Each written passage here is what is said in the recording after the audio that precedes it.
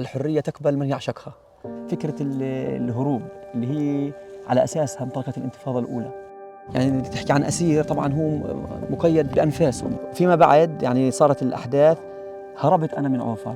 أنت مزارع محمد بالأصل؟ أنا مزارع اشتغل يعني ابن الأرض. أنا ابن الأرض. هاي العكوب، هاي نبتة العكوب مشهورة جدا، أهل نابلس بيعرفوها. صحيح.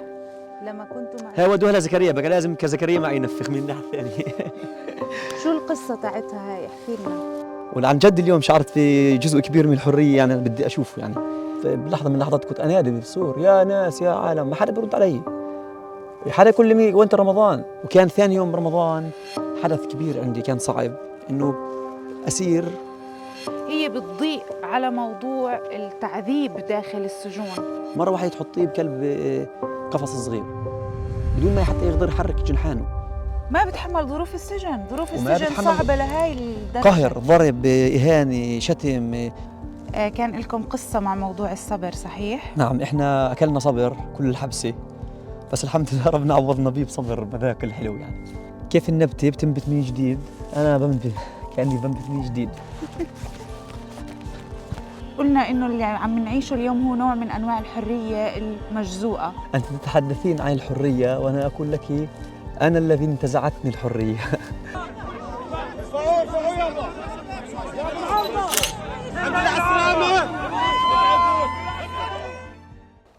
كثيرة هي معاني الحرية في فلسطين المحتلة، ويمكن وقوفنا اليوم من أمام سهل عرابة الصمود هو أحد معاني هذه الحرية المنتزعة.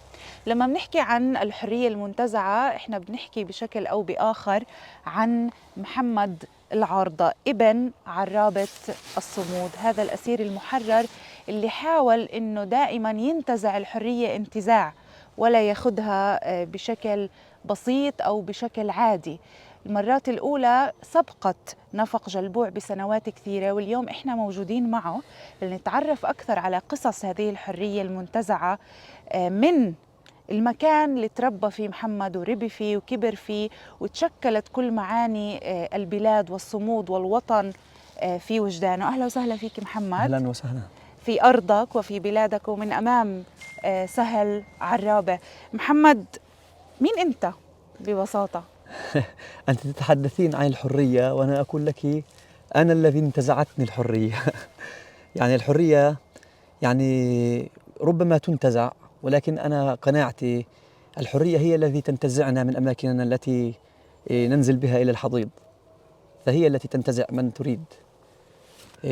والحرية لا تقبل أي أحد، الحرية تقبل من يعشقها. وهي قبلتك الحمد لله. إذا هي قبلتنا الحمد لله. هذا إشي يعني بشرفني، وأنا بعتقد إنه هي تقبل كل الشعب الفلسطيني، لأنه الشعب الفلسطيني كله يريد الحرية، والحرية ستنتزعهم وستخرجهم من الظلمات إلى النور إن شاء الله. وقوفك هون هو أحد معاني الحرية صحيح؟ لما طبعاً. إحنا موجودين في هذا المكان بعيداً عن كل قيود السجن، حتى لو إحنا موجودين في السجن الأكبر حالياً لأنه فلسطين لم تزال أو لا تزال محتلة، ولكن هذا معنى من معاني الحرية حتى لو كانت مجتزأة. الحرية يعني مقيدة عند الناس، حريتهم بالتنقل، حريتهم بالحياة، حريتهم بالتفكير، حريتهم بالتعبير عن الرأي، حريتهم كل مناحي يعني الحياة اللي هم بيعيشوها تفاصيل هم مقيدين. ولكن في فرق بين يعني إشي وإشي. يعني تحكي عن أسير طبعا هو مقيد بأنفاسه، مقيد بكل إشي. فأنا بتمنى لشعبنا الحرية، لأنه لا زلنا نحن نرضخ تحت الاحتلال، وما دام هناك في احتلال نحن مقيدين، ونحن لسنا يعني نحن أحرار كشعب فلسطيني يعني بنفوسنا وبهاماتنا وبصلابتنا وبإرادتنا، ولكن نحن لا زلنا يعني مقيدين يعني من الاحتلال، وهذه ليست حرية كاملة، حرية منقوصة طبعا. ولكن الشعب الفلسطيني حر، سواء كان في احتلال ولا فيش احتلال، هو حر، وما حدا بيقدر يستعبده ولا حدا بيقدر انه يقيده زي ما كل العالم بيحكي. الشعب الفلسطيني رغم كل شيء بصير معه، لو اي شعب كان موجود مكان الشعب الفلسطيني هون كان هو برضخ، ولكن الشعب الفلسطيني حر ما برضخ، هو لا زال قوي ومتمسك بأرضه وحافظها وذاكرها. صحيح، وانت خير مثال على ذلك. بس محمد، شاء. لما بقول انا حرية منتزعة بقصد بانه محمد حاول من بدايات تواجده في السجن دائما يبحث عن الحرية من خلال فكرة الهروب، سواء الهروب مجازيا بالخيال أو الهروب الفيزيائي الحقيقي. وقصة نفق جلبوع لم تكن هي بداية أو أول محاولة هروب لمحمد، وهذا ما بيعرفه الكثير من الناس. يعني أنت من متى بلشت تبحث عن الحرية من خلال فكرة الهرب لما تواجدت في السجن؟ يعني الحرية هي قضية في البداية لازم تكون نظرية بعقل الإنسان، إنه الإنسان لازم ما يقبل إنه يرضى بالظلم. هاي الفكرة موجودة عندنا بتفاصيلها ممكن تحدثت بها قبل شوي، ولكن كان في أحداث برضو. أنا بحكي لك عن أحداث كان كثير من أصحابي اللي كنت ما قبل السجن يعني أسمع عنهم عن قصصهم، وكان في قصة كثير مؤثرة عيب في طفولتي منذ أنا شائط يعني بحركة الجهاد الإسلامي، إنه فكرة الهروب اللي هي على أساسها انطلقت الانتفاضة الأولى، فكرة مصباح الصوري وهروب الشجاعية الشهير. كانت هاي مسيطرة علي القصة من وأنا صغير، وحتى كنت وأنا صغير أنا أقرأ بمنبر المدرسة عنهم. بذكر إني أول مرة بطلع أحكي عن الموضوع كنت أحكي عن القصة هي. فيما بعد يعني صارت الأحداث، هربت أنا من عوفر يعني إمتى؟ أي على سنة؟ ببداية الأحداث مسكوني برام الله، أعطيتهم اسم ثاني وهربت من التحقيق وكذا. بعد 8 أيام روحوني على اسم ثاني. هاي القصة الأولى. شو تفاصيل هاي القصة محمد؟ ليه بتمرق عنها هالقد بسرعة؟ هاي قصة مهمة جدا يعني، إيه لا كان تقل اجتياح. أهمية عن نعم نفق كان جلبوع. اجتياح برام الله، الاجتياح الأول اللي كان ودخلوا الجيش الإسرائيلي على المدينة، وكنت أنا بعمارة البكري بالطابق الثاني، وكان معي بعض الشباب، فأخذت منهم اسم أخ من إخوانهم، هو الأخ عمر شلاش، كان له أخو اسمه أحمد شلاش، هو الاسم اللي أنا هربت على اسمه. فلما بلشوا يدخلوا على العمارة يجتاحوا، ف قالوا لي شو اسمك؟ قلت لهم أحمد. طبعا حفظني اسمه واسم خواته واسم أخوته أبوه أمه عماته بالضبط. وين هويتك؟ معيش هويتي. وشو اسمك؟ قلت لهم أحمد محمد أحمد شلش كان اسمي، وهذا اسمي يعني الاسم اللي. ودخلت على عوفر، وكان المعسكر تعذيب بصراحة. يعني حتى ما كان حرب 7 أكتوبر بالفترة هذيك، بس كانوا يتنكلوا بالأسرى بطريقة عجيبة، وخلوهم ويسيروا بهم بطوابير ويشتموا ويضربوا ويدفشوا شيء زي هيك. فظليتني أنا مسكر على وشي يعني، ما أصليش مع الناس وما أحكيش كثير مع الناس. حتى في أحدهم إنه قال لي أنا بعرفك، قلت له أنا ما بعرفكيش، وهو زعل. بعدين احنا مروحين قلت له إيه أنا بعرفك بس عشان أنا باسمي. قال لي أنت بعرفكيش، أنت من ناحية ومن ناحية. المهم إني طلعت على هذا الاسم وشردت ورجعت على رام الله. بيوم كان في إفراجات ندوا على اسمي اللي أنا أعطيتهم إياه. هي قصة طويلة فيها تفاصيل، بس المهم إنه أنا خرجت من السجن على اسم الشاب هذا، واضطرت كمان مرة ما يقارب الشهر ونص. وين كنت بهذا الشهر ونص؟ برام الله بجبال كفر نعمة، بمغر كفر نعمة، وبالجبال نفس الشيء هيك يعني. نفس هاي المشاهد. كنت أنا هم بدهم يقعدوني بالدور وبدورهم يكرموني، بس أنا ما كبير كلهم على الجبال. وطلعت على الجبال لحتى ما أنا كان في عندي مهمة معينة. رجعت على رام الله، وأنا راجع على رام الله اعتقلوني بنفس اليوم، يعني بهذا اليوم اعتقلوني فيه. شو الفرق بين لحظة انتزاع الحرية اللي بتتمثل بهروبك من السجن بهذا الهروب الأول، ولحظة الاعتقال لما بمسكك الجيش؟ يعني قديش في مسافة بينهم تكاد يعني ممكن نقول عنها عمر الإنسان بيروح بين هاي اللحظة وهاي اللحظة؟ يعني مش عارف، بجوز أنا بفهمش بالأتاري كثير، بس كأنه كان بس تخسر اللعبة بآخر نهاياتها وترجع على أول جيم من أول وجديد. أظن إنه الأمور بس أصعب على شكل أصعب. بجوز أنا بحدث الأطفال شوي، بس بشكل عام هي الفكرة إنك أنت بتشعر إنك أنت بدك ترجعي عن بداية المعاناة من البداية. فهي المشاهد تتكرر عندك في البداية، إنك أنت في عندك تجربة، فبدكيش تعود المشاهد هاي أخرى مرة عليك أو كمان مرة عليك. هاي هي يعني يعني بدك تحاولي انك انت ما تعودي على الفكره هاي. بس انت بدك تحكي عن الموضوع انك انت من ناحيه صبر او من ناحيه ثبات وكذا. يعني زي ما قلت لك، كيف الولد الصغير بيرجع على الجيم نفس الاشي، عادي نفس اللعبه. يعني هيك تعودنا. يعني بتذكر الشهيد وليد دقة كان دايما بيحكي عن سندويشة اللبن اللي كانت عملت له اياها امه، نعم. وما قدر انه ياكلها مع كاسة القهوة في لحظة الاعتقال، فطعم السندويشة اللي ما اكلها ضل مرافقه طول سنوات السجن. ممكن انا بحمد ربنا اني ما اعتقلوني من قريب عن امي. يعني هاي كانت الشغله بجوز مخففه عني كثير كثير بالمعتقل، لانه الانسان لما يعتقل من عند امه صعبه صحيح. فهو المخيل الصوره النهائيه الاخيره اللي بضلها مسيطره عليه صوره امه، وهي بظن اقصى صوره ممكن الانسان يعني يتعرضها على مدار كل السنوات. هي مسيطره على تفكيره. والاخ الله يرحمه ابو ميلاد هو خير من انه يشرح هاي المعاني يعني ويركز عليها. تربطك بأمك علاقة كثير مميزة واستثنائية، كانت واضحة يعني من خلال حديثك الدائم عنها وتعاملك، التعامل الموجود بينك وبينها، طريقة التفاعل بينكم. أنا فاهمة إنه الأم دائما يعني مكون مميز في حياة أي إنسان، ولكن على مستوى محمد العارضة شخصيا شو سر هذا الارتباط؟ يعني في البداية بشكل أساسي الأم، يعني هي الأم. الأم بتتغيرش، إحنا اللي بنتغير. الأم هي بظلها أم، سواء كانت يعني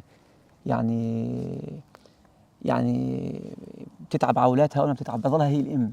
وهي مش أم عادية كأم، هي أم مضاعفة أضعاف أضعاف أكثر من تتخيلي، بحنيتها وبقوتها وعزيمتها وإرادتها. يعني هي بتعلم أمي علمتني كثير أشياء بالحياة. بس المشكلة فينا إحنا إن كيف نتعامل مع أمياتنا. يعني إنك تبر أمك أو ما تبرها، أو إنك تكون قريب منها أو ما تكون قريب منها، إنك أنت تحبها أو ما تحبها، إنك أنت تعقها أو تكون بار إلها. هاي الإشكالية مع الأبناء، مش الإشكالية مع الأمهات. الأمهات بتغيرنش ببرهن لأولادهن، ولكن الأبناء هم اللي بتغيروا مع أمهاتهم، هم اللي بيعقوا، هم اللي بيخرجوا عن الشيء الجاد يعني. شخصيا كانت صورة أمك هي الهاجس طبعا الأكبر عندك؟ طبعا. يعني تخيلي لو اني انا اخذوني زي ما صار مع اخونا ابو ميلاد، كان الموضوع اصعب. طبعا، على الرغم انه مش كان هو المشهد الاخير عندي بال باخر يعني الايام الاخيره ما قبل السجن يعني. ولكن الحمد لله ربنا بصبر وربنا بعين. لا بس عن جد هاي القعده انا اول مره بقعدها من يوم ما روحت. كان نفسي اني اقعدها، بس اليوم هيك قعدناها معكم. هي احسن قعده الصحيح. هي قدام السهل والجبل واولاد معي. هاي المنطقه انا بحبها كثير، دائما كنت اجي القط منها نرجس. بيطلع النرجس هون صح؟ هاي بس مخلص صح هسا؟ ولا في اشياء ممكن فيه طالع لحد الان؟ ممكن فيه نلقاه؟ والله بس بيخلص عمي لحد الان بيخلص. اللي بيطلع ايوه، اللي بيطلع ورده بيضه بكلبها شيء اصفر بيطلع ريحته حلوه. في كنت اجي هون القط دائما. يعني بتطلع ورد اصفر شو اسمه طيب هذا؟ النرجس. ايوه برافو عليك، هذا هو. هون ملاني بيطلع صح؟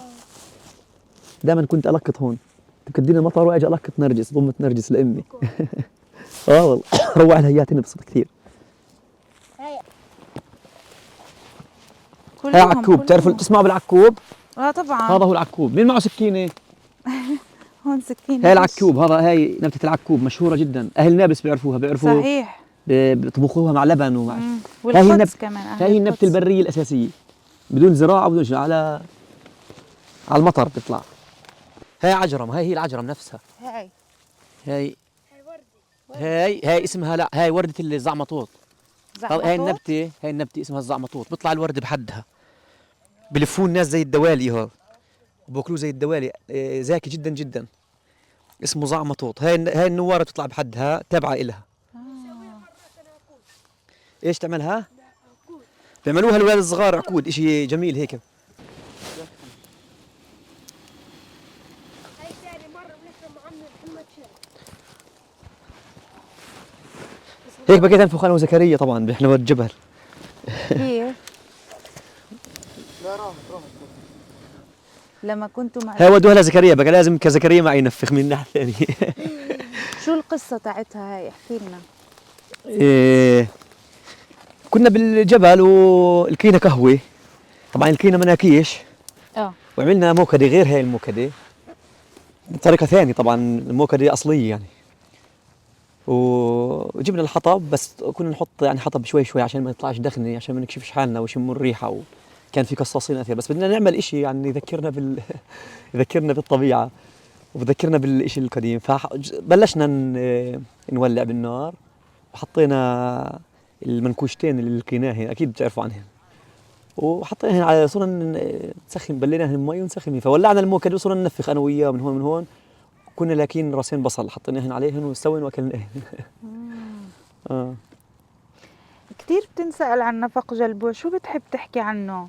يعني نفق جلبوع عمل نقلة نوعية عن صورة الأسير الفلسطيني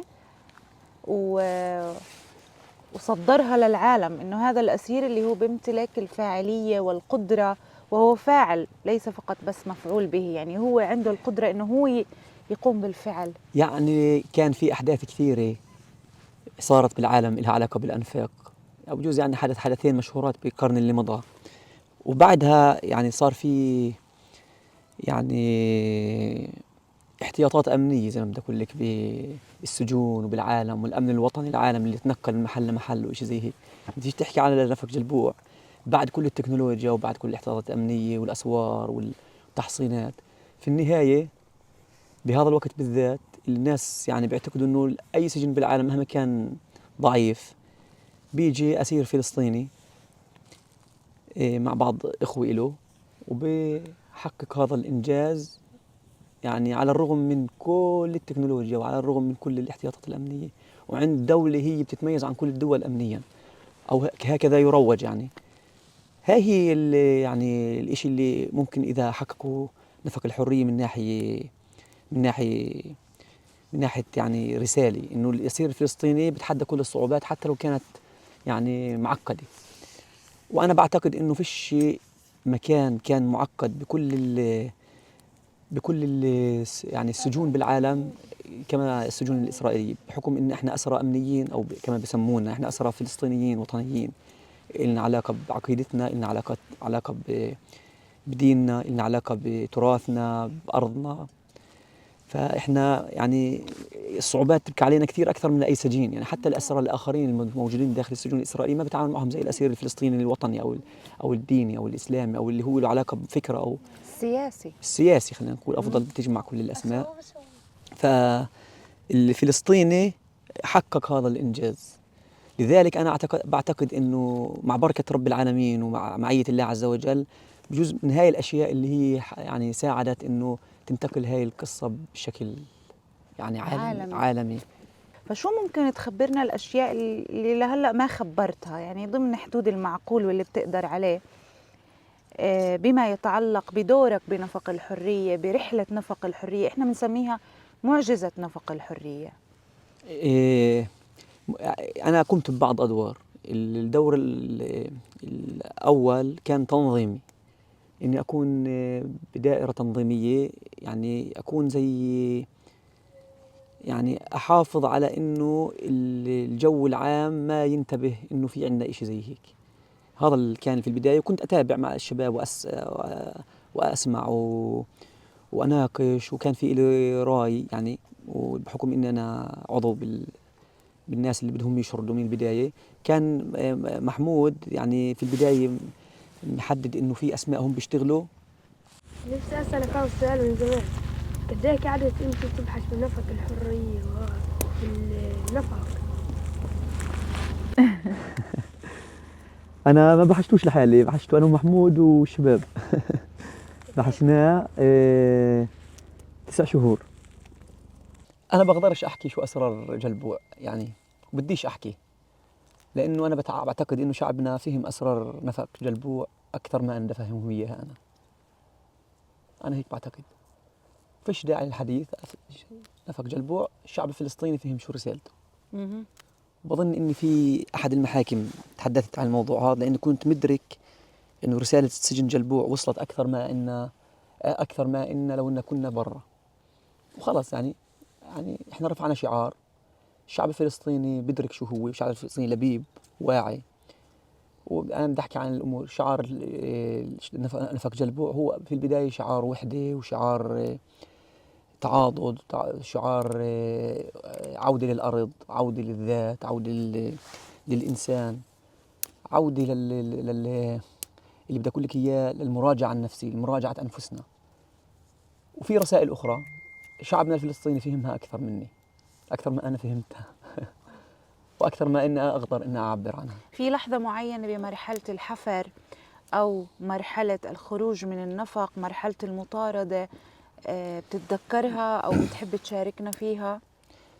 مرحلة المطاردة، نعم، أنا كنت يعني مطارد في جبال رام الله في بداية. كان لي أخوة هناك من الشهداء رحمهم الله. أحدهم قام بعملية فرار، اسمه رياض خليفي، واستشهد فيما بعد. هرب من سجن جلبوع بنفق قبلي طبعا.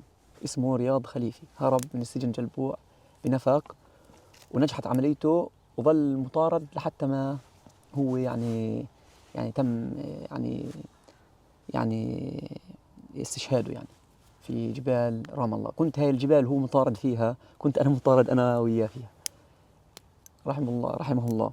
ومن هنا بوجه التحية له لعائلته. له ابن على اسمه سمي رياض خليفة، يعني تيمنا بأبوه رحمة الله عليه.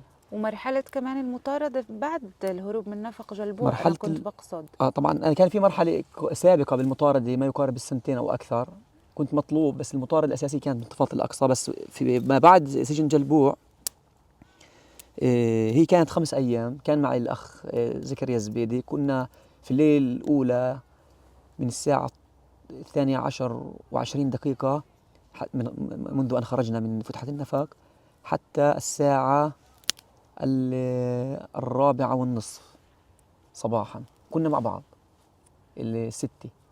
بعدين تفرقنا عند المسجد. يعني الصورة كانت يعني بثوها يعني إدارة مصلحة السجون. وخرجنا يعني 2 أو تفرقنا كل 2 لوحدهم. وكان نصيبي مع الأخ زكريا أبو محمد. و يعني هذه ال4 أيام ما بعد هذا الفراق كنت أنا وأبو محمد. كان مشهد قبل قليل مع الموكدي، كانت أنا ومحمد نفس الشيء يعني وياه.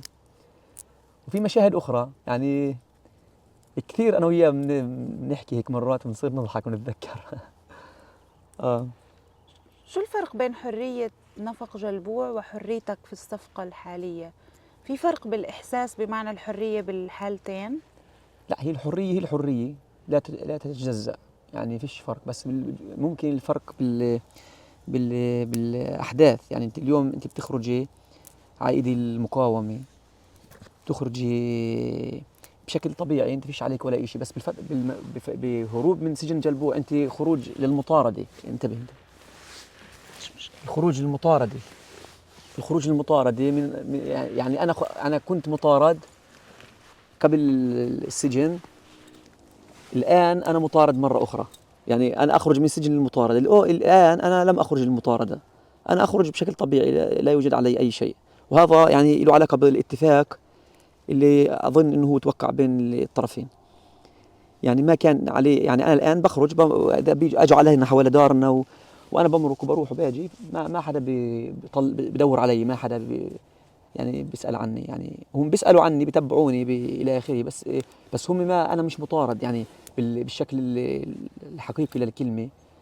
بس بنفق جلبوع أنت بتحكي عن جيوش مش جيش، قوات الشرطة والجيش واليمام والحرس الحدود والشباك والشباص أخرى بدوروا علينا. يعني آخر كلمات سمعتها وأنا أنضرب آخر أيام، أنت بتعرف قديش كلفتنا؟ كانوا يقولوا لنا هيك بالضبط. أنت بتعرف شو عملت بي بشكل شخصي؟ هيك بحكي لي اللي بضربني. طبعا بديش أحكي المشهد كله لأنه مشهد مؤلم، بديش يعني. بس هو بيحكي إنك أنت كلفت دولة إسرائيل 200 مليون، يعني هيك. فانا كنا قاعدين انا وزكريا بسفحه هيك بس مليئه بالصنوبر والشجار الكثيف، وقدامنا سهل مثل سهل عرابي هيك وشارع، وكنا نشوف الشرطه كيف حاطين نقاط على الشارع، كل 100 متر في نقطه في كل والطيارات والكذا، ونحن نتفرج عليهم من بعيد انا وزكريا يعني هيك يعني. فاحنا كنا مطاردين. الان لا، انا مش مطارد، انا عادي قاعد بنام بالدار وعند امي وبشوف اهلي، بلتقي معكم، بوصل رسائل لاصحابي وبقعد مع اهل الاسرى اللي كانوا معنا اللي هم واجب علينا. بحاول قديش ابذل جهد اني ارضي الناس اللي هم بيسالوا عنا او اللي بدهم يعرفوا عنا اشياء، او اللي بيحبونا والمتعاطفين معنا. قديش بقدر انا بعرف اني مش راح اطلق على الجميع، بس انا بعتذر، هاي طاقتي، فوق طاقتي بقدرش. بس من هون بوجه رساله كثيره الى كل من تعاطف معنا وكل من وقف معنا، كل من ساندنا، كل من يعني فرح ولو بقلبه معنا. انا ببادله نفس الشعور واكثر. شكرا لكم جميعا، كل الشعب الفلسطيني ولاحرار العالم، لامتنا العربيه والاسلاميه، ولمقاومتنا الباسله، ولشعبنا الاصيل الكريم الشامخ الصامد بقطاع غزة. يا أسعد حبيبي، شو أخبارك؟ هذا أبوك؟ لا هذا ابن عمي أنو حمودي. كيف حالك؟ الحمد لله. وين أبوك؟ وينها؟ صغير بدك أطعميك؟ خذ أطعميك، امسك. امسك. وينها الوحدة؟ تعال أطعميك. خلاص بجوز عشان أنا بفهم عليهم بفهموا علي. بدون حواجز. هم طيبين الأطفال، كلهم حنية وكلهم براءة، فأنا بحبهم بصراحة.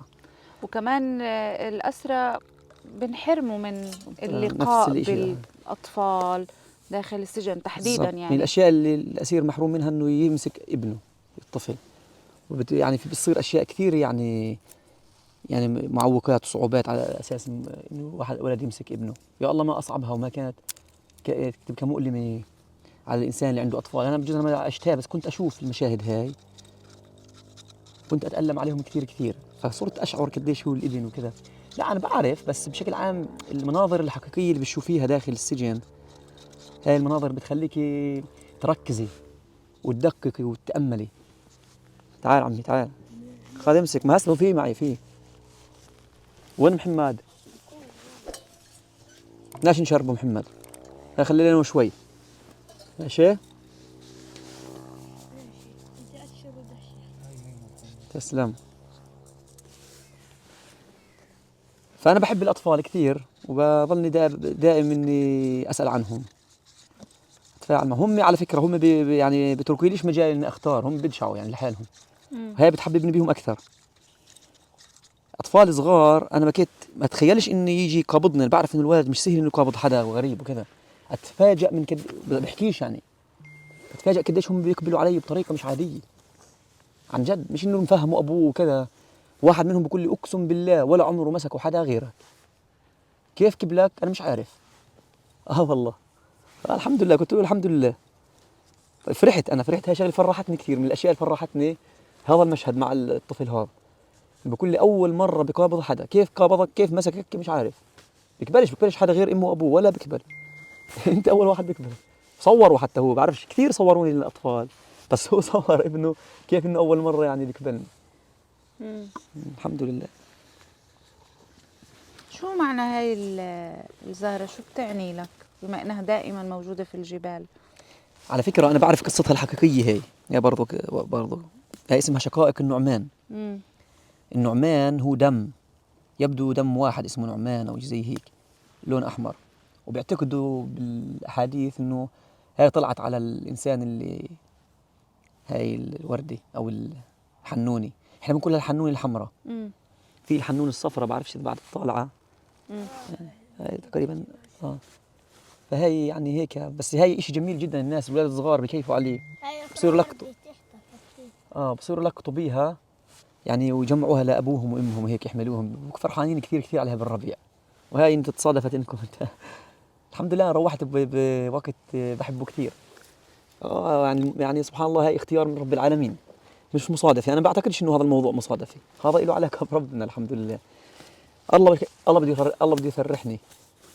انا كنعان زي هيك عن جد انا كنعان، ربنا بده يفرحني. انا فرحت باشياء لها علاقة بالأشياء اللي أنا كنت أطلبها الحياتية والناس وكذا، وصار يعني إن شاء الله إنه بفرحوا الأسرى بروحوا بالأماكن اللي وأوقات اللي هم بيحبوها يعني. كذلك الأسرى إن شاء الله. اسمها زهرة النعمان أو شقائق النعمان. امسكي. شكرا. هي وديها للأطفال. عندك أطفال صح؟ صح. لأطفالي. شكرا. قول. يعني أنا بصراحة اليوم شعرت يعني بكثير من الحرية اللي من أول يوم ما يعني اليوم كان حلو ومميز معكم صحيح، لأن أنا برضو أنتوا ساعدتوني إني أمشي، يعني ما كنت أقدر أمشي، ساعدتوني إني أمشي على محلات ما كنت أمشي عليها. وعن جد اليوم شعرت بجزء كبير من الحرية، يعني أنا بدي أشوفه، يعني جزء كبير من المساحة اللي أنا كنت بدي أتحرك فيها، فمن الضغط ما كنت بقدر إني أصل لهون. وهي الحمد لله أنا وصلت لمحلات حلوة وبالربيع، فأنتوا صحيح شكرا لكم ساعدتوني. كيف كانت أجواء رمضان في السجن؟ شو بتقدر تحكي عنها أكثر؟ بحاول أسير إنه يعني يقارب ما بين الصورة اللي موجودة بالسجن للصورة اللي موجودة بينه وبين أهله مع الإخوان والموجودين داخل المعتقل الغرفي. بحاول يعملوا أشياء حلوة ويعني وأجواء يعني أجواء رمضانية كصلاة التراويح وصلاة الفجر وصلاة جماعة وتسبيح مع بعض وقراءة القرآن وبتنافسوا. على فكرة اللي المنافسة داخل السجن أكثر من المنافسة برا بأمور العبادات والأشياء اللي زي هيك. بس بموضوع الأشياء العائلية بحاولوا الناس إنهم يقاربوا قديش بيقدروا أجواء العائلة. كيف يعني؟ يعني يعملوا الطبخات نفسها، يعملوا الأجواء نفسها، القعدات، المشروبات، الحلويات، هيك يعني. هيك يعني. وانت كان الكلمات نفسها، على فكرة الكلمات نفسها ممكن يعني كيف يعني الناس بيعملوا مع بعض، والعوازيم إذا كان في استطاعة إنهم يعزموا بعض يعني ويجيبوا بعض على بعض ويقعدوا ويعمل عزومة نفس برا، نعزمك برمضان زي هيك. فكان إشي زي هيك ما قبل الحدث رمضان الأخير اللي قضيته في السجن أتخيل هو كان ما بعد 7 أكتوبر، فكنت في العزل الانفرادي صحيح؟ ذكرتيني بيه صحيح. شو ممكن تحكي لنا عن هاي الذكرى؟ بعرف إنها أليمة ومؤلمة وموجعة بس مهم نعرف عنها.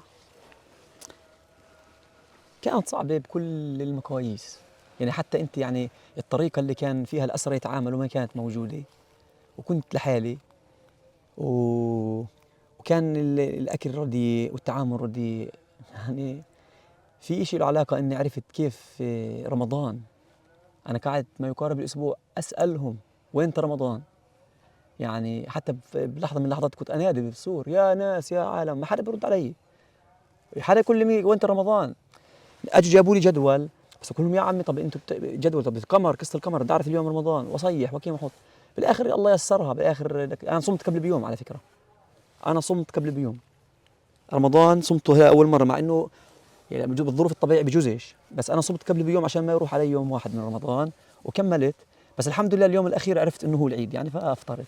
هي اصعب قضيه اني ما عرفت بدايه رمضان، ما كان حدا يحكي معي، ما كان حدا بده يساعدني، ما كان حدا وكان ثاني يوم رمضان حدث كبير عندي كان صعب، انه اسير يعني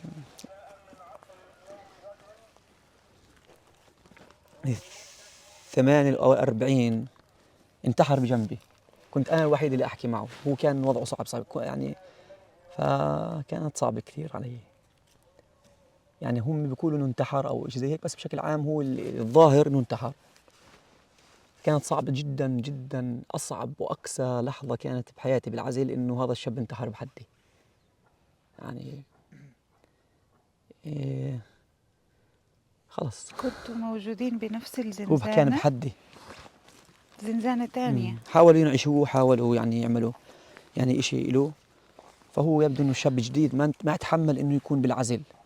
أنت تجيبي واحد من برا منطلق بكل إشي، كل إشي مفتوح قدامه، ومرة واحدة تجيبيه بظروف قاسي جدا جدا جدا وتحطيه بغرفة لحاله. كان صعب وضعه، كان صعب. فأنا تذكرته صحيح، ذكرتيني فيه، يعني كان في ثاني يوم رمضان السابق وأثر علي بالأيام. يعني أنا الحمد لله يعني أنا بدرك يعني قديش الظروف وكذا، بس ما قدرت أتجاوز قصة هذا الرجل بسهولة. كانت صعبة علي كثير كثير، ولحد الآن أنا بحاول أنا ما أذكرش أشياء بالسجن بس يعني بتذكر كان آخر لحظات ينادي علي وأنا مش سامعه، كنت نايم. بهاي اللحظة هو انتحر. كانت صعبة علي. الله يرحمه. الله يرحمه. الفكرة اللي بتخلي الأسير يوصل لمرحلة ينتحر فيها هي بتضيق على موضوع التعذيب داخل السجون، على طبعاً موضوع التنكيل بالأسرى داخل السجون.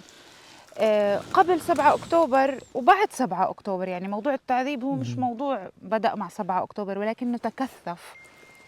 هو التعذيب يعني شكله إنه سياسي ومنهجي، بس هم بيحاولوا يتماشوا مع الظروف. كيف الظرف بيساعدهم. حسب ظرف سياق الحرب كانوا هم بدهم أي فرصة لأسير إنه بده يموت هم بيساعدونه يموت، ما بيمنعونه يموت، بالعكس هم بدفعوه إنه يموت، هم بيحاولوا إنهم أو يقتلوه أو إلى آخره. فكان في دفع مش بس لإله، لكل الناس إنه انتحر.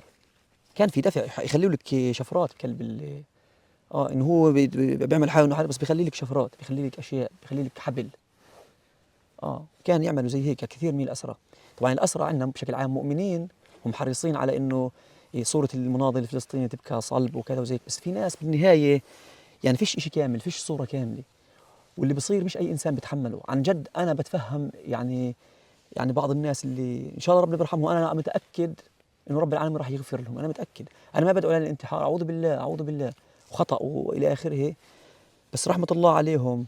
إذا كان في ناس زي هيك الظروف اللي بيعيشوا بيها صعبة جدا جدا، ما بتحملوا. كيف الشنار اللي هو الطير اللي عندنا اسمه شنار، ما بتحمل انه ينضغط.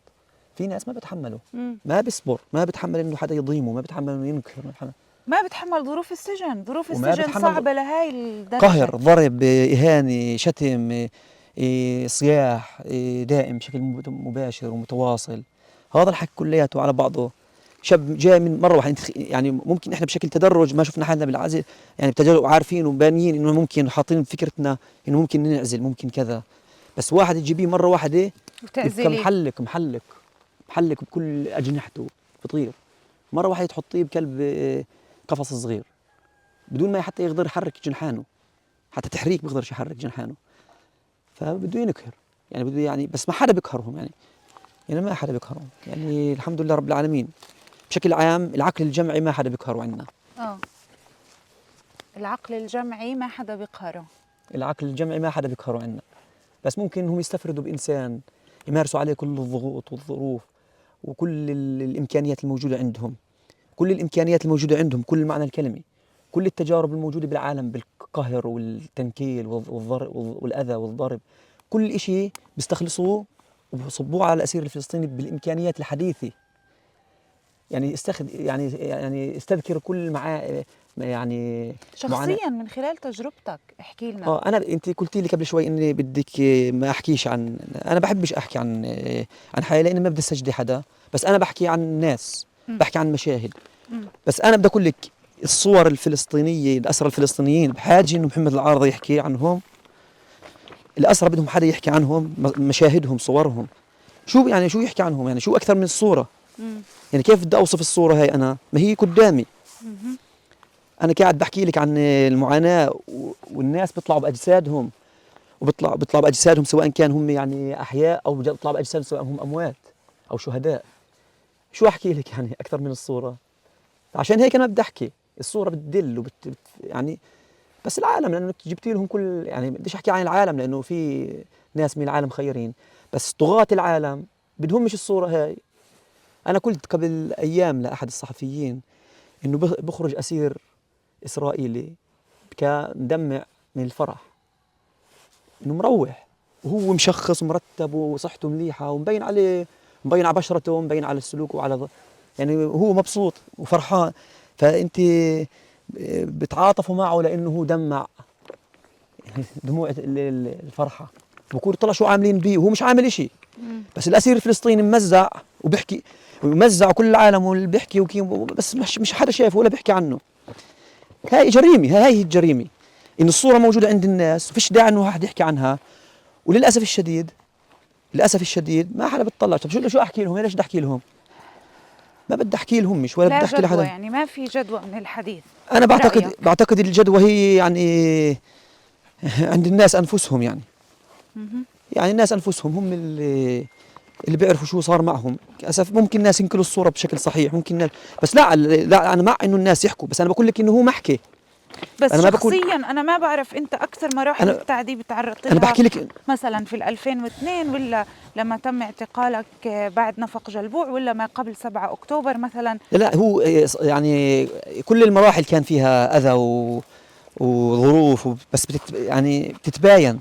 بس اه اصعب إشي كان ما بعد 7 اكتوبر. اه واصعب إشي بالذات علي انا بشكل شخصي اذا بدك احكي لك. أمم، يعني اخر 6 شهور أمم. كانت ايام صعبه جدا.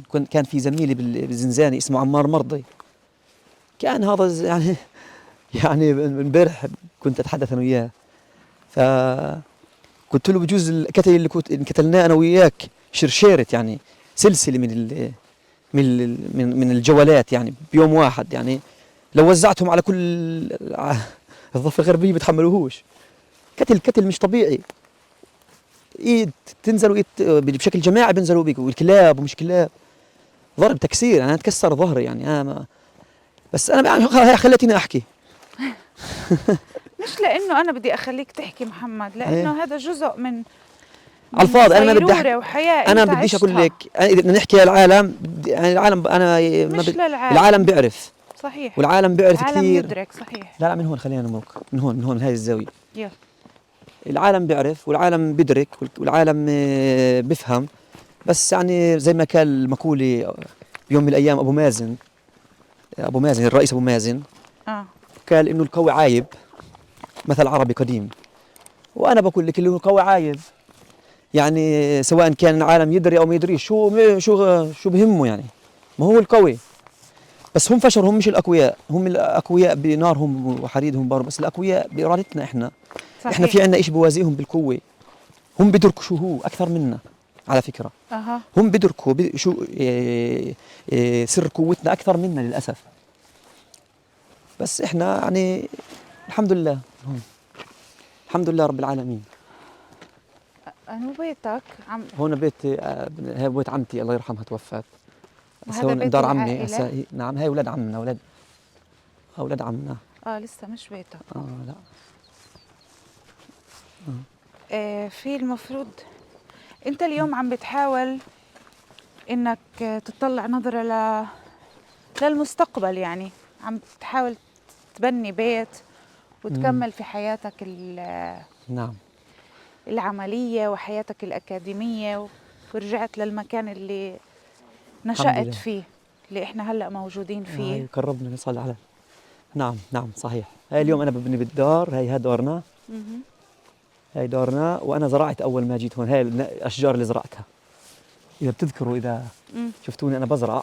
مهم. فهي الأشجار اللي أنا زرعتها هاي هون. زرعت مانجا.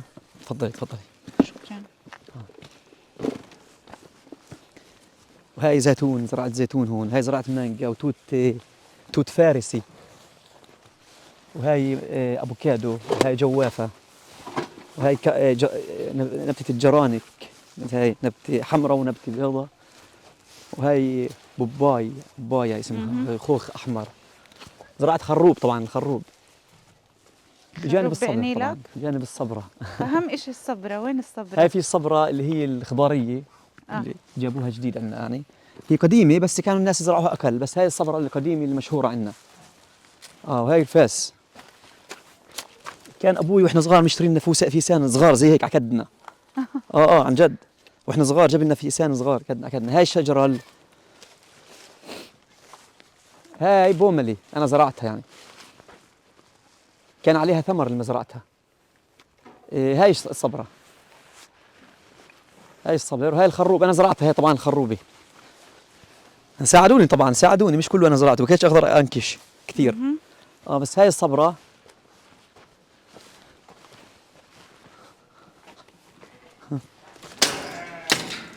هاي الصبرة القديمة عندنا. هاي أنا بذكرها. هاي لا زالت. كانت قديمة. هذول الصبرات اللي هناك كان جداد. الصبر صارت قصة عالمية. هي من الأصل تتحدث عن الصمود الفلسطيني، ولكن من خلال نفق جلبوع أيضا كان لكم قصة مع موضوع الصبر، صحيح؟ نعم، إحنا أكلنا صبر كل الحبسة، بس الحمد لله ربنا عوضنا بيه بصبر مذاك الحلو يعني. هاي زي ما بقول أكلنا هوا. فأكلنا صبر، وهاي إحنا الحمد لله أكلنا الصبر المذاك الحقيقي، اللي هو إن شاء الله يعني ثمرة الصبر الحقيقية. يعني الصبر هو يعني زي ما بقول لك هو يعني شعار أو رمز. صحيح. يعني لازم الشعب الفلسطيني يأخذ من شجرة الصبر رمزية عالية، لأن هاي شجرتنا وشجرتنا التاريخية اللي هي كانوا أجدادنا يتحلوا فيها. ما كان عندهم حلويات زمان، وما كان بس كانوا يستنوا هاي المواسم على أساس إنهم إيش يعني حل يعني يأكلوا منها يعني نبتة طيبة، هو بيحبوها كثير كثير. على فكرة بمصر بيقولوا التين الشوكي. أها. أنا السجن ما عملت لك ما مرة ولا مرة وصلت نبتة الصبر للسجن؟ لا ولا مرة. ولا مرة أكلت تين وقلت الحمد يا ريتني ما أكلته. قلت ليش؟ لأنه طعمه بيختلف عن كل التين اللي بكيت أكل. فخرب علي طعم التين اللي براسي. يعني هذا فول، إحنا زارعين فول هون طبعا، بس إحنا عشان الدار خربنا كل مزروعات هون أخوي. إيش في محمد؟ هاي احكي دارنا، لنا. هاي دارنا اللي أنا ببني بيها. تاكلي فول زاكي وهو أخضر. هاي دارك اللي إن شاء الله رح تكون إن شاء الله هاي قريباً. دارنا. هاي إحنا اليوم صبينا الأساسات على أساس نطلع على العرك، هذا بسموه الأساسات بالدار. وهاي ماليش دخل ولا بتدخل بإشي. أخوتي بديروا كل إشي، أخوي أبو إبراهيم وأخوي أبو القاسم أو أبو محمد القاسم. هون بتقدروا تطلعوا، فرجيكم اليوم هاي صبة، هذا بسموه الحاوز، أكيد بتعرفوا الحاوز أو بير المي. فإحنا شملناه مع الدار يعني، صبينا اليوم كلياته، وهذا كل جدرانه مع الأرضية، وبعدين بسقفوه بيعملوا العرك، في شيء اسمه بسموه العرك عشان يطلعوا يطموا الدار ويعملوا مصطبة ويطلعوا عليها. يعني خططك المستقبلية هلا الزواج والاستقرار إن شاء الله. أكيد إن يعني. شاء الله. ايش بدها أمي شو أكل لها؟ إن شاء الله على خير. الله يرضى عليكي. طلع ما أحلى سهل عرابة، طبعا بروح هناك هيك أبعد، طبعا لما تبعد المسافة عن النظر بصير، بس هو أوسع هناك، أوسع لهيك سهل عرابة. محمد، إيش بيعني لك إنك تكون موجود أمام سهل عرابة وفي قلب عرابة الصمود بعد هذا الغياب الطويل، وممكن كمان معنى الحرية أو أحد معاني الحرية إنه هيك الأفق المفتوح، الهواء النقي. يعني بما أننا بموسم الربيع، كيف النبتة بتنبت من جديد، أنا كأني بنبت من جديد، في إشي موسمي بيجعل النبات كل سنة ينبت مرة، يعني كأنه أنا نبت من جديد. هذا بعني لي، وهي أجوائي وهي يعني حياتي اللي أنا كنت عايشها من وأنا صغير، فبتذكرها، بحاول أستعيد حياتي كما كنت وأنا صغير، بالذات لأن أنا شبيت هون، نميت هون، كبرت هون، هون أنا كنت وأنا صغير، بين هاي الصخور، بين هاي الأعشاب، بعرف كل الزيتون هذا أنا بتذكره، لا زال كما هو على فكرة. كثير من الزيتون مثل ما هو نفس يعني جذوع الأشجار هم كلها كرامة. صح في كثير أشياء متغيرة ومتبدلة ومكلوبة صخر وكذا، بس بنفس الوقت كثير من المعالم أنا بتذكرها، فبحاول إني أستعيد ذكرياتي. كنت ألقط هون أشياء وأنا صغير، وأجي أنا وأصدقائي، في لنا ذكريات هون أنا وأصدقائي، في منهم لا زالوا على قيد الحياة، وفي منهم استشهدوا رحمة الله عليهم. الله يرحمهم. قديش طفولتك كانت حاضرة معك في السجن؟ كيف ساعدتك أو كانت موجودة هاي المشاعر اللي كانت عالقة في ذاكرتك بما يتعلق بالأرض، بالزيتون، كل فكرة الوجود والصمود؟ لا هي ما كانت غايبة من مرة، يعني بشكل يعني كبير كنت أتذكر هاي الأماكن كأني ما غبت عنها، بس بتعرفي كيف بالخيال، هسا إحنا بالحقيقة. كنت يعني دائما عايش هاي المحلات، وأقول شو صار بها، صار في عندنا بنيان، مين اللي بيسكن هون، مين اللي بروح، مين اللي بيجي، كيف صارت الطرق، كيف صح في بعض يعني الأشياء اللي مخربشة، يعني في خرابيش على الصورة. خليني أقول لك في يعني، ولكن يعني هي نفسها يعني الجبال نفسها وطعجات الجبال السهل نفسه والجبل نفسه والدور نفسه. العمران هو غير شيء شوي، بس يعني الهواء نفسه والشمس نفسها، الغيوم نفسها والهواء الهواء نفسه. أهم شيء إنه يعني الحمد لله، يعني أنا مربوط بين الأرض وأمي، فكانت الحمد لله أمي والأرض موجودات مع بعض، كل ذلك مش مشكلة بتصلح، المهم أمي موجودة والأرض موجودة. فهي الأشياء اللي يعني الحمد لله رب العالمين، ربنا أكرمني وعرت إلها لأرضنا أو لبلادنا أو لمكاننا أو لمنطقتنا. يعني هاي الأرض مش كلها أرضنا أكيد، هاي أرض الناس وأرض البلد، بس أنا دائما بيها. ليش دايما الأسير لما يروح، يعني كثير من الأسرى المحررين اللي قابلتهم بيكون عندهم احتياج يمشوا في مكان واسع مفتوح لحالهم، مرات يطلعوا يهربوا من البيت بدون علم أهلهم، ياخذوا خلوة.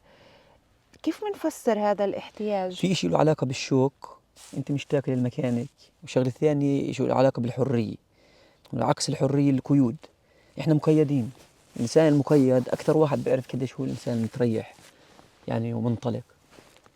فأنت مقيدة فترة كبيرة من الزمن، أنت تحررتي وين على المكان اللي أنت بتحبيه اللي أنت مشتاقيت له. فهيك هذا شعور الأسرى ببساطة. بجوز هي الفكرة الأساسية بالموضوع. يعني فكرة يعني الحرمان، الإنسان لما ينحرم فبيظل يتذكر الأشياء اللي هو فقدها قبل ما هو بده إشي ثاني. رجعوا لي اللي أنا بدي، اللي كنت عليه، بديش أكثر من هيك.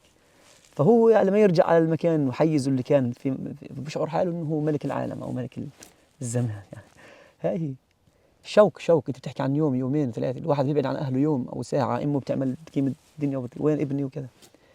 فكيف أنت بتحكي عن ما يقارب 40 سنة زي أخونا كريم يونس، أو أبو النور البرغوثي، وأخونا رائد السعدي، ومحمود العارضة، أسماء كبيرة. طبعا يعني مع الاحترام لجميع الأسماء الكبيرة. وأنت كمان قديش قضيت؟ يعني أنا قضيت 23 سنة مقارنة مع الآخرين، يعني في ناس قد قضوا أكثر مني بكثير. محمد، ليش دايما فيك عندك صفة إنك بتفكر بغيرك أكثر ما بتفكر بنفسك، بتحكي عن تجارب غيرك أكثر من نفسك؟ هاي صفة كنت أنت متميز فيها من الطفولة، وكيف تعاملت فيها بالسجن؟ يعني أنت عندك صفة الإيثار، بقدر أحكي لا هي دايما بتفكر في غيرك أكثر من ما فيك. تعرف هذا الإشي عنك صح؟ يعني إن شاء الله إني أكون زي هيك يعني، بس أنا بعتقد إنه أنا لازم أحكي أكثر عن إخواننا الأسرى، لأنه في قصص كثيرة ومليئة مليئة بالحكايات، قصص كثيرة وتفاصيل عند غيري أكثر مني. عشان هيك أنا بقول إن الناس لازم يركزوا على القصص الأسرى. في قصص كثير محزنة وقصص مؤسفة، قصص كثير يعني عليها كثير من علامات الاستفهام والتعجب. الأصل إن الناس يكتشفوها. فبحاول إني قديش بقدر إني يعني أشير على كثير من الناس لما هم بيستحقوا، وأنا عن جد بقى قنعان إنهم أكثر مني بيستحقوا. هي حقيقة في كثير ناس أكثر. يعني يا ريت لو إنه كل يعني تقدر الكاميرا تجمع كل هذه الصور وهي الحكايات. هم عن جد يعني كثير من الناس إحنا تعلمنا منهم الصبر، تعلمنا منهم الجلد، تعلمنا منهم الرجولة، وتعلمنا منهم يعني الإقدام والإرادة. هاي أسماء موجودة، حقهم علي لأن أنا عشت أنا وياهم إن أذكرهم. إذا كنت أنا بذكرهم ويعني هذا بيعني إني أنا يعني بنكر نفسي، لا. الإنسان هو حقيقة قصته هو باللي حوله. إذا أنا بدي أنسى اللي حواليه ما إلي قصة. إذا أنا بدي أنسى الناس قريبين مني أنا ما إلي قصة، هم تاريخي وهم حكايتي. فتبقى القصة مجتزأة. هذول الناس اللي أنا عشت معهم بالسجن وعانيت معهم شفتهم، هم اللي جينا عليهم كانوا صابرين أكثر، وشاركونا كل هاي الفترة من معاناة الصبر والحرمان. فعار علي إن أنا أنساهم، عار أنا هيك بعتقد. هي ما لهاش علاقة بالإيثار، يعني لها علاقة بالحقيقة، إنه الإنسان لازم يكون صادق وينقل الصورة قديش هو بيقدر ينقلها بشكل صحيح. يعني يا ريت لو إني أقدر أذكر كل الأسماء وكل القصص والروايات والحكايات عن كل الأسرى، بس يعني ما بقدر، بس بحاول قديش بقدر إني أتذكر منهم يعني. الله يجزيهم الخير، وعن شعبهم، ناس خدموا شعبهم بشكل كبير كبير، وهم بيستحقوا إنه الناس يعني يعرفوا عنهم. في كميات كبيرة من الأسرى، عمالقة كبار كبار، للأسف الشديد الناس ما بيعرفوا عنهم. ابحثوا أنتم أهل البحث وأهل العلم. بتحس إنه في كمان في موضوع الأسرة، يعني في ناس مظلومة، في ناس طبعاً. المعروفة أكثر، في ناس المهمشة كمان حتى في فئة صحيح. الأسرة. صحيح. ومن هذا الباب أنا بحاول إني أركز على بعض الأسماء اللي بقدر أنا أحكيها، إذا بنذكر وبتذكر قصة وحكاية من أي أخ إني أذكره وإني أحكي عنه وإني كذا، وإن شاء الله إن أنا بكون أحكي عنهم كما يجب. أنا بحكيش عنهم كما يجب على فكرة، بس بحاول إني أعرض هيك عنهم بشكل على الأقل بسيط. إذا كان في يعني حديث يعني في فائدة إن شاء الله إنه مع إنهم هم ما بس يعني ما بيطلبوا ولا بيحكوا ولا بيعتبوا، لأنهم هم بيقدموا مش لأنه حد محمد العارضة أو غيره يجي يحكي عنهم.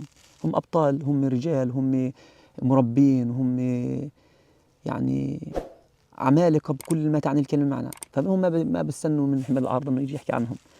بس أنا بحكي بشكل طبيعي وحقيقي باللي يعني حاضر بذهني يعني.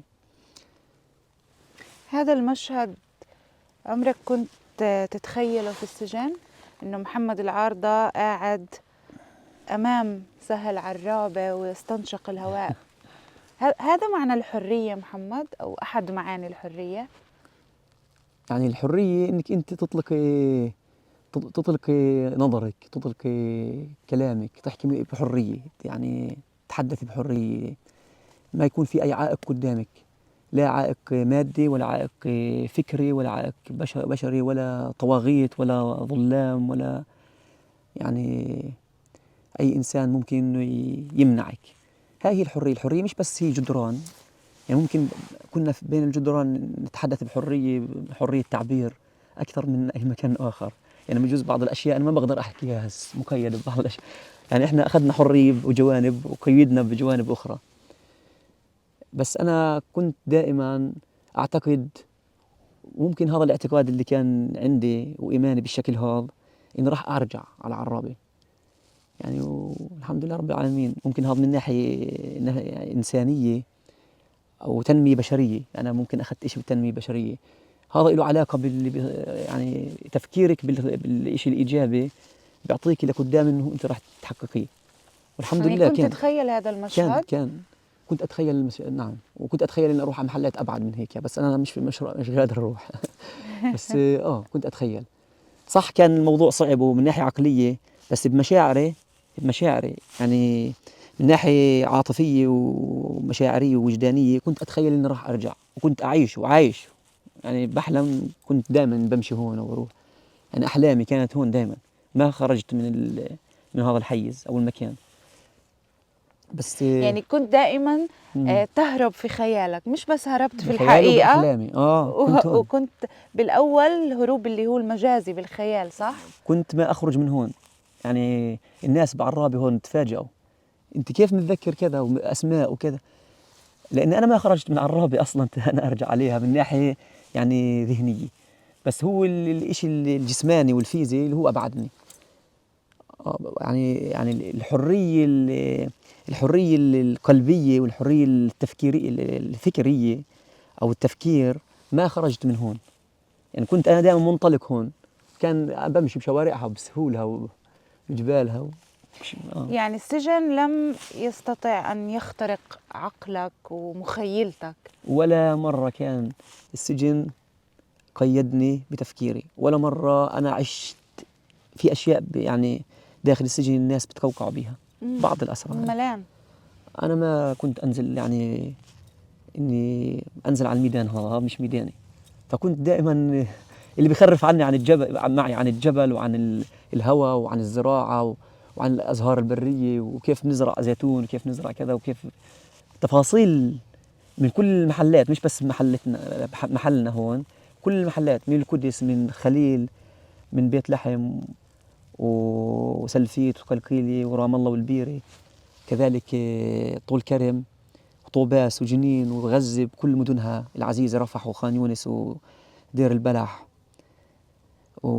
فكنت أنا دائما يعني طبعا كل مدن فلسطين بالداخل العزيزة، حيفا ويافا وصفد والقدس، كلياتن هاي المدن كنا دائما نستجمع كل خبرة الزراعة والحياة والخيل والأشياء الطبيعية يعني بالحياة، وكنا نتخرف بها بشكل تفصيلي. أنا هذا الحكي بقى ميداني يعني بحبه.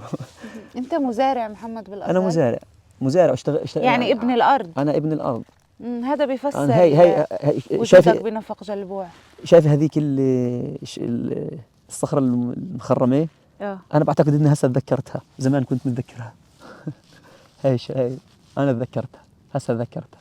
كنت أمرق عنها مع أبوي. كنا أبوي يمرق من الحمار من هون وروح في لنا الأرض عند الأطفال هناك، شايفة؟ وكنت أنا هون أمرق أشوفها.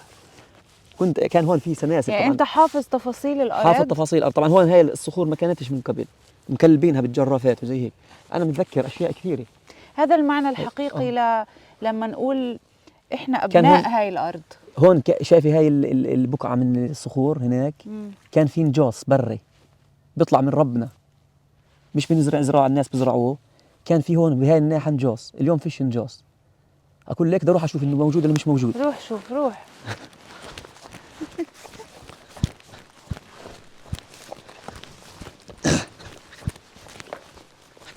هيها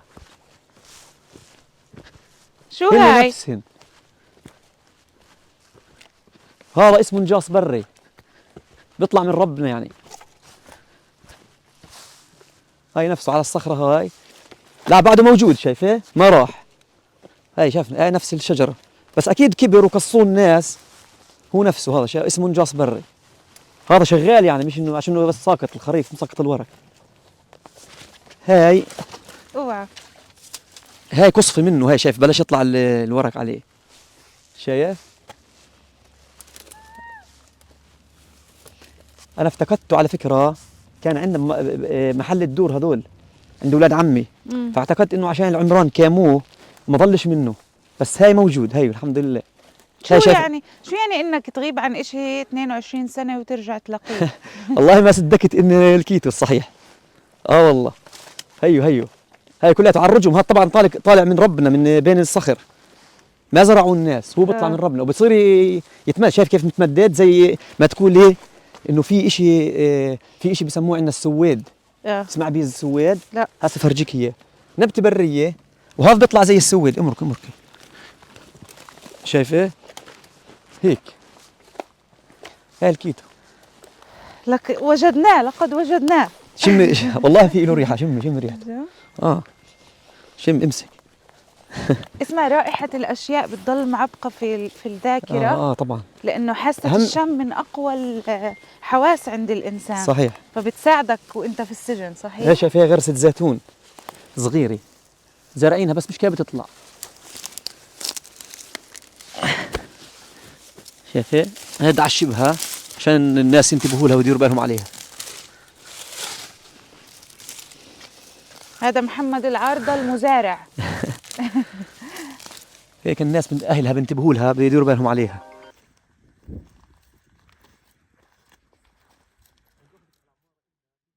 ورا هذا إلنا ولاد عمنا، بس إحنا قسمنا يعني إلي ولأخوتي نفرجك يعني الدار لفوق الدور اللي كان نبني بيهم بشوي.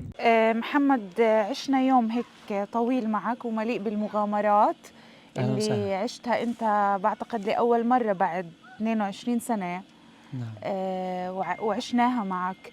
بالنهاية قلنا إنه اللي عم نعيشه اليوم هو نوع من أنواع الحرية المجزوءة. كيف بتشوف الحرية الكاملة خلال يعني المدى القريب أو البعيد لفلسطين؟ يعني حرية شعبنا الفلسطيني هي لا تتوقف، هي بدها لا حدود. طلع على السماء فيش مدى. الشعب الفلسطيني هيك بنظر للحرية.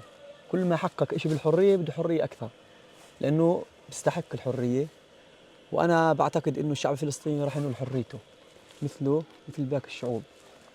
وباقي الشعوب هم مش أحق منا بالحرية. الإنسان اللي بيدرك قيمة الحرية وبفهم معنى الحرية هو الإنسان اللي انحرم من الحرية. الشعب الفلسطيني انحرم من حريته منذ أكثر من 100 عام، وهو أجدر الناس إنه يكون يعني بهاي الحرية. وبإذن الله عز وجل زي ما قلت لكم راح تتحقق حريته بالنصر والتمكين وثباته وبقائه في أرضه. وبعد هذا الصبر اللي صبره شعبنا، بعد هذا الرسوخ والتجذر بأرضه، لا يمكن إنه حدا من هذا العالم إنه يقيموا من أرضه ويقتلعوا من أرضه. وهي هي يعني الفكرة الأساسية في نضال الشعوب وبقاء الشعوب بأرضهم. وفي معنى الحرية أيضا، صحيح؟ طبعا في معنى الحرية. الشعب الفلسطيني هو لما ما الشعب الفلسطيني كمان يعني دخل السجون وتواجد في السجون من أجل الحرية، من أجل الحرية، وهي هو الفكرة الأساسية. اختار بحريته، يعني مش ما حدا أجبره إنه يعني إذا بتحكي عن الحرية، يعني الناس أطلقونا نشرد من أرضنا، بس هو اختار بحريته إنه هو يبقى بأرضه. هذا خيار الحرية. خيار الحرية إنك تتجذر بأرضك وتدافع عن أرضك وعن بلادك. يعني قرار يعني الدفاع عن أرضك وبقائك فيها هذا قرار حرية. ما بيكون به للأحرار. والسجن هو محطة من محطات الحرية الكاملة. والسجن محطة من محطات الحرية. شكرا محمد. نعم. شكرا على هذه التجربة واليوم اللي سمحت لنا نعيش معك فيه. نعم. وانت نموذج عن يعني الإنسان اللي بيبحث دائما وأبدا عن الحرية وبينتزعها انتزاع. عن جد شكرا لك. وأنا بدي أقول لك كلمة بخصوص شعبنا، أنا قلتها بس ما انتبهوا الناس إلها. لا أحد في هذا الكون يستطيع فرض إرادته على إرادة الشعب الفلسطيني. صحيح. شكرا لك محمد. شكرا لكم، أهلا وسهلا فيكم جميعا. طلع ما أحلى سهل عرابة. طبعا بروح هناك هيك أبعد، طبعا لما تبعد المسافة عن النظر بصير، بس هو أوسع هناك، أوسع. تعالي غسلي، تعالي غسلي. أنت وأنت